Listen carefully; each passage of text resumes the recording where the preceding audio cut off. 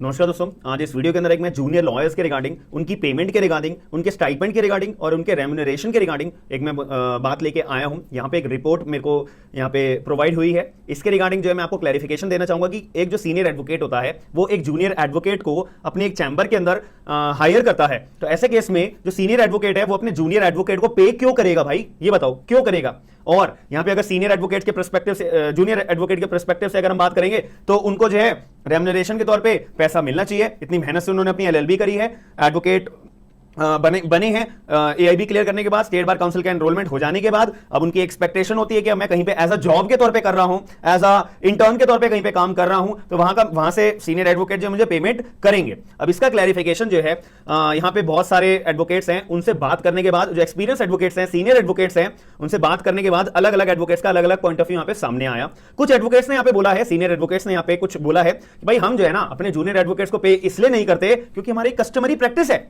हम ये प्रथा चलाते आ रहे हैं। जब मैं भी नया नया वकील बना था, मैं भी किसी सीनियर वकील के साथ में अपना एज अ इंटर्न के तौर पे काम सीख रहा था, ज्वाइन हुआ था, तो मेरे सीनियर एडवोकेट भी मुझे पे नहीं करते थे, एक भी रुपया पे नहीं करते थे। इसीलिए मैं उस प्रथा को चलाता आ रहा हूं कि अब मैं सीनियर एडवोकेट बन गया हूं, अपनी चैलेंजेस लाइफ को देखते हुए मैं अब इतनी मेहनत से सीनियर एडवोकेट बना हूं, तो अब जो मेरे पास आएगा तो मैं भी जो है उसको जूनियर एडवोकेट एक रुपया पे नहीं करूंगा, सीधी बात है।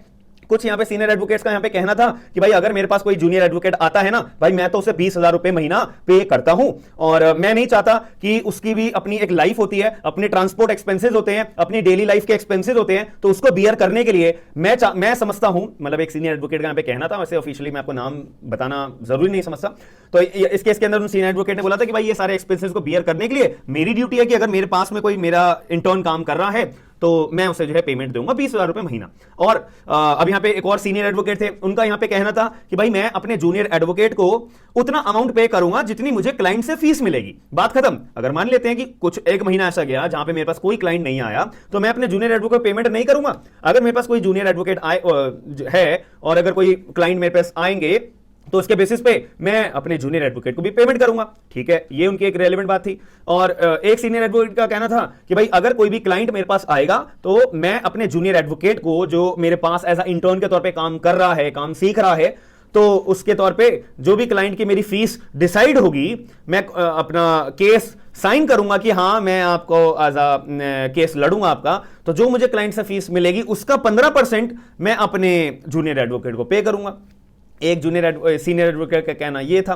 एक सीनियर एडवोकेट साहब ने यह बोला कि जो भी क्लाइंट मेरे पास आएगा तो उस क्लाइंट की जो ब्रीफिंग होती है केस की, अगर जूनियर एडवोकेट, मेरे पे मान लेते हैं 10 जूनियर एडवोकेट है, उनमें से 5 जूनियर एडवोकेट ने उस केस की ब्रीफिंग पे काम करा है या और भी केसेस की ब्रीफिंग पे काम करा है, तो उन पर्टिकुलर जूनियर एडवोकेट्स को मैं पेमेंट दूंगा जो मेरा मन करेगा। 5,000 रुपए से लेकर 10,000 रुपए, 5,000 रुपए से लेके 12,000 रुपए, 5,000 रुपए से लेके 15,000 रुपए, 5,000 रुपए से लेके 20,000 रुपए, केस टू केस डिपेंड करेगा। और जो मेरा ऑफिस का जो मेरा कल्चर है, जो मेरी इनकम है, उसके बेसिस पे डिसाइड किया जाएगा। ये एक सीनियर एडवोकेट का कहना था।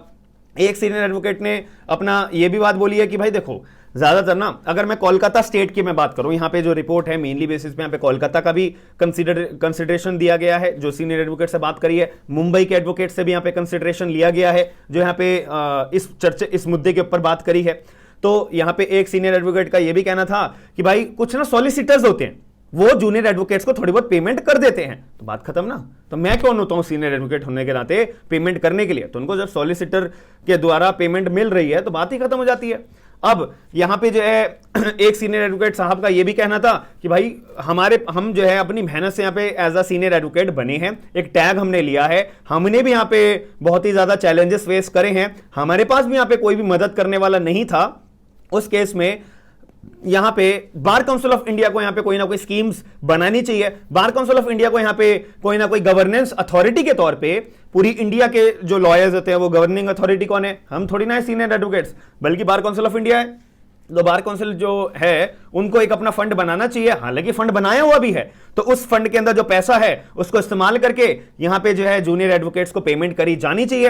हालांकि अगर bar council of India central level पे ना करके स्टेट लेवल पे कर ले, सारे के सारे स्टेट बार काउंसिल है, इनको अलॉटमेंट दे दे, इनको एक नोटिस जारी कर दे कि यहां पे जो है हर स्टेट बार काउंसिल के अंदर जो भी बच्चा, यानी कि जो भी एडवोकेट नया एनरोल्ड होगा, उसको जो है bar council of India yearly basis पे हर महीने इतनी पेमेंट करेगी, 5,000 रुपये महीना, 10,000 रुपये महीना, 6,000 रुपये महीना, 3,000 रुपये महीना। जैसे आपने मेरी वीडियोस अगर देखते हो रेगुलर बेसिस पे, तो मैंने आपको बताया हुआ भी है, बहुत सारी 1-2 स्टेट बार काउंसिल हैं जिन्होंने इसके ऊपर अपना मुनीम चालू करी है। स्टेट गवर्नमेंट ने भी यहाँ पे फंड का अलॉटमेंट करा है, स्टेट गवर्नमेंट ने भी यहाँ पे जो मदद करी है कि हाँ यार जूनियर एडवोकेट्स को भी यहाँ पे मदद दी जानी चाहिए।